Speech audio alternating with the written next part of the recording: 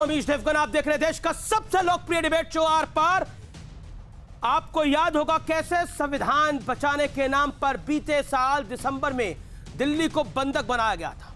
आपको यह भी याद होगा कि कैसे सीए को लेकर भ्रम फैलाया गया था। आपको यह भी याद होगा कि कैसे इस साल फरवरी में दिल्ली के साथ साथ देश को दहलाने की कोशिश की गई थी। आज क्रोनोलॉजी समझने का दिन है। दरअसल दिल्ली दंगों की पटकथा 2019 लोकसभा चुनाव के नतीजों के बाद लिख दी गई थी। दिल्ली पुलिस ने जो चार्जशीट कोर्ट में दायर की है उसके मुताबिक मोदी सरकार ने की जीत से बौखलाए कुछ लोगों ने सोशल मीडिया के जरिए दंगों की सुनियोजित साजिश को रचा था।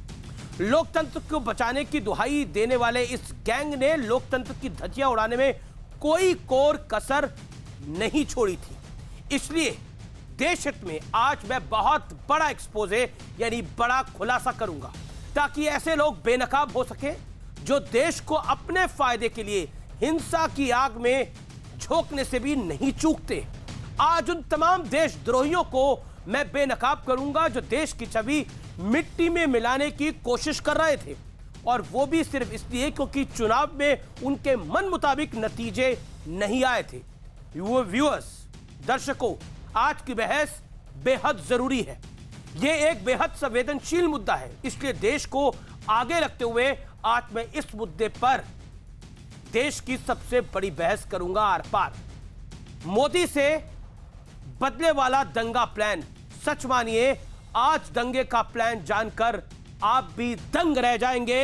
जो फैक्ट्स मेरे पास हैं, जो साक्ष्य मेरे पास हैं, वो वाकई चौंकाने वाले हैं, दंग करने वाले हैं।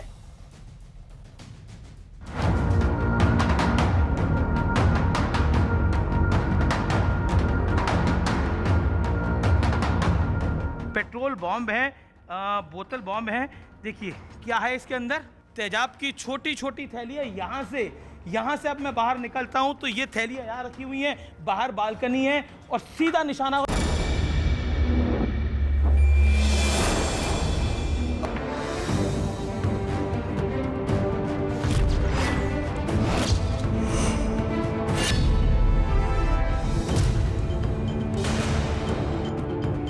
इसी साल फरवरी में कुछ इस तरह से दिल्ली के साथ साथ देश को दहलाने की कोशिश हुई थी। दिल्ली पुलिस ने कोर्ट में 17,000 पन्नों की जो चार्जशीट दायर की है उससे पता चलता है कि कैसे 2019 में दोबारा मोदी सरकार बनने के बाद इन साजिशों की नींव पड़नी शुरू हो गई थी। दिल्ली पुलिस की चार्जशीट के मुताबिक दंगों के जरिए देश की चुनी हुई सरकार को अस्थिर करने की कोशिश थी। दंगा गैंग देश की अंतर्राष्ट्रीय स्तर पर किरकिरी कराना चाहता था। डोनाल्ड ट्रंप के दौरे के वक्त दंगे की टाइमिंग भी पहले से ही तय की गई थी। व्हाट्सएप ग्रुप के जरिए भीड़ को सड़क पर इकट्ठा किया गया था। न्यूज 18 ने फरवरी में दंगों के वक्त ग्राउंड रिपोर्टिंग के जरिए जो खुलासे किए थे, दिल्ली पुलिस की चार्जशीट ने उन पर मुहर लगा दी है। ये आप देखिए पीछे मेरे दुकानें, घर जलाए गए हैं। ये आप देखिए उसके बगल में एक अंडर कंस्ट्रक्शन हाउस है, उसे जलाया गया है। ये देखिए ये क्या है, ये है बोतल बम, इसको हम मान सकते हैं, पेट्रोल बम भी इसको मान सकते हैं। यहाँ पर क्या दिख रहा है, जिस जगह से हम निकल रहे हैं वहाँ पर तेजाब पड़ा हुआ है। यहाँ से अब मैं बाहर निकलता हूँ तो ये थैलियाँ यहाँ रखी हुई हैं, बाहर बालकनी है और सीधा निशाना होता है और सामने अधिकतर डंडा पड़ा हुआ है। आपको मैं इनकी एक इंटरेस्टिंग चीज़ बताता हूँ। देखिए उस पर एक बैंडेज बंधी हुई है, ये देखिए एक बैंडेज बंधी हुई है और उसके ऊपर कुछ मटेरियल लगा हुआ है, कोई पदार्थ लगा हुआ है। अब इससे वो क्या करना चाह रहे थे। चार्जशीट में कुछ व्हाट्सएप चैट्स को भी शामिल किया गया है, जिससे पता चलता है कि फरवरी 2020 की हिंसा की पटकथा दिसंबर 2019 में लिखी जा रही थी। दिल्ली के शाहीन बाग में चल रहे प्रदर्शन के वक्त वॉरियर्स नाम का एक व्हाट्सएप ग्रुप बनाया गया था, जिसमें 29 दिसंबर 2019 को एक मैसेज किया गया। मुस्लिम महिलाएं सड़क पर उतर चुकी हैं, ये एक बड़ी कामयाबी है। दिल्ली पुलिस की चार्जशीट के मुताबिक दंगे बेहद सुनियोजित तरीके से सोशल मीडिया के जरिए भड़काए गए थे। जामिया कोऑर्डिनेशन कमेटी, वॉरियर, खिदमत, औरतों का इनकलाब, डीपीएसजी, सेव कॉन्स्टिट्यूशन, ऐसे कई ग्रुप थे जिनके जरिए दंगों की प्लानिंग चल रही थी। दिल्ली पुलिस की चार्जशीट को अगर खरा माने तो देश को सुलगाने वालों को देशद्रोही क्यों न माना जाए, और अगर मनपसंद सरकार नहीं बनेगी तो क्या ये दंगा गैंग देश की छवि खराब करने से भी नहीं चूकेगा। आज इसी मुद्दे पर होगी देश की सबसे बड़ी बहस, मोदी से बदले वाले दंगा प्लान। दिल्ली दंगों की साजिश किस तरह रची गई थी, आज मैं इसका बहुत बड़ा सबूत आपके सामने पेश कर रहा हूं। दिल्ली पुलिस की चार्जशीट में कुछ व्हाट्सएप चैट शामिल की गई जिससे पता चलता है कि साजिश कितनी सुनियोजित थी। ये देखिए, 29 दिसंबर 2019 को वॉरियर्स नाम के व्हाट्सएप ग्रुप में लिखा गया, मुस्लिम महिलाएं सड़क पर उतर चुकी है, ये बड़ी कामयाबी है।